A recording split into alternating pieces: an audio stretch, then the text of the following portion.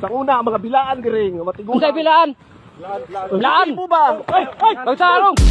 Muntik nang mauwi sa trahedya ang isang simpleng pagtatalo matapos umani ng galit ang maling pagbigkas sa pangalan ng tribong Blaan. Sa kumakalat na video, makikitang nagsalita ang isang lalaki habang nasa kanyang likuran ang ilang kalalakihang miyembro ng tribong Blaan. Dito nagsimula ang tensyon nang bigkasin ng lalaki ang salitang Bilaan na ikinagalit ng mga miyembro ng tribo. Ayon sa paliwanag ng tribong Blaan, ang salitang Bilaan ay may ibang kahulugan at hindi tumutukoy sa kanilang identidad. Sa ilang konteksto, ang bilaan ay may negatibong dating, maaaring maiugnay sa maling kahulugan gaya ng incest o iba pang bawal na gawain at itinuturing na nakakababa ng dignidad kapag ginamit bilang pantawag sa kanila. Dahil dito mariing iginiit ng tribo na hindi tama at hindi magalang ang paggamit ng salitang bilaan. Ang tamang tawag sa kanila ay Blaan, ang opisyal at sariling pangalan ng tribo. Samantala,